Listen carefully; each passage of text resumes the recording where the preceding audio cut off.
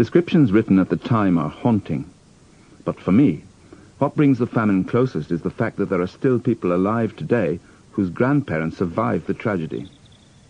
A few of these old people, like Tom Gilty, remember the stories they first heard in childhood. They lived down here, Thomas McFadden. He walked across that mountain every day and watched for one turnip a day, and came home with his turnip at night. That man, he lived to be 101 years. He's buried over there in the graveyard. And he was one day on the Mealand Road with a cartload of potatoes. And there was a lot of women and kids, begging a few of them, and he was throwing them a few, like here and there. And the landlord caught him. So the landlord put a different man the next day with the cart, his brother Dick. But there was 10 times more people the next day waiting for Dick.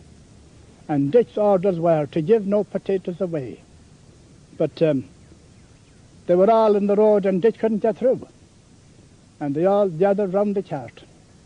And they tipped the load of potatoes up on the road and took the whole lot from Dick. Oh, the praties, they are small, over here, over here. Oh, the praties, they are small, over here. Oh, the praties, they are small, and we dig them in the fall, and we ate them skins and all.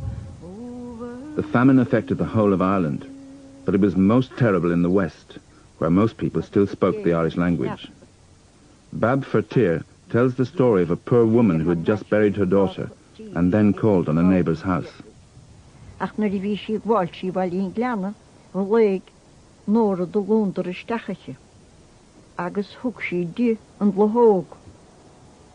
Agus die bride gebili she de kiatu agus gatilo. Agus nor die een bie itike, raf she boyges le banati agus doort. Kied molles boyges le hisse nach een bie a goeiemoed. Oh, the praties, they are small, and we dig them in the fall.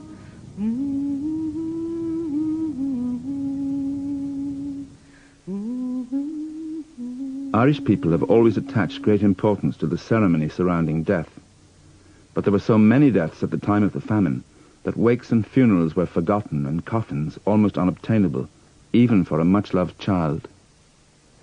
Tom was a child during the famine, of about 2 or 3 years old, and he got the famine fever, and they thought he was dead. So they were about to take him away and bury him without a coffin. But his aunt, who was very fond of the child, wouldn't allow that. She insisted that she should get some box to put him into.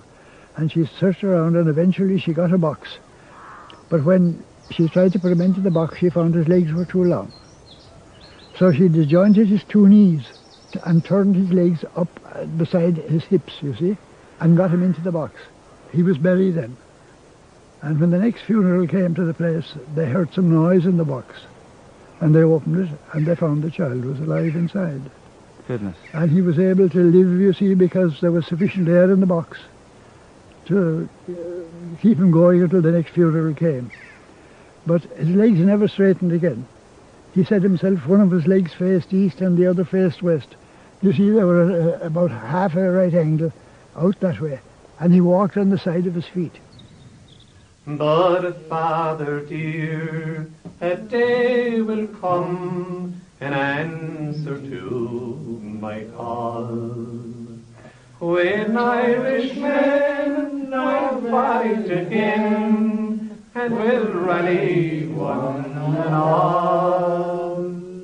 As time went by, Irish people who might at first have accepted the famine as the will of God came increasingly to see it as caused by the British government. This old song cries out for vengeance. We'll